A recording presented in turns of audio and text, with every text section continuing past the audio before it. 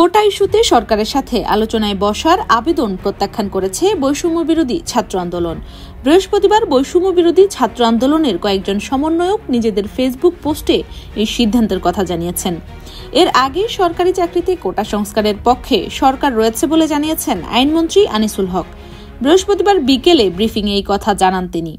আইনমন্ত্রী জানান, সর্বোচ্চ আদালতে কোটা সংস্কারের প্রস্তাব দেবে সরকার। আইনমন্ত্রী আনিসুল হক বলেছেন, কোটা সংস্কারের দাবিতে আন্দোলনরত শিক্ষার্থীদের সঙ্গে আলোচনায় বসতে যাচ্ছে সরকার, কারণ আন্দোলনকারীরাও আমাদের সঙ্গে আলোচনায় বসার প্রস্তাব দিয়েছিল। এছাড়া অ্যাটর্নি জেনারেলকে মামলার শুনানি এগিয়ে আনতে আপিল করার আহ্বান জানানো হয়েছে বলেও জানান তিনি। শিক্ষার্থীদের আন্দোলন প্রত্যাহার করে আন্দোলন থেকে সরে আসার আহ্বান করেন তিনি। কোটা সংস্কার বিষয়ে একমত কিনা সাংবাদিকদের এই প্রশ্নের জবাবে আইনমন্ত্রী বলেন, আন্দোলনকারীদের সঙ্গে আমরা কোটা সংস্কারের ব্যাপারে নীতিগতভাবে একমত।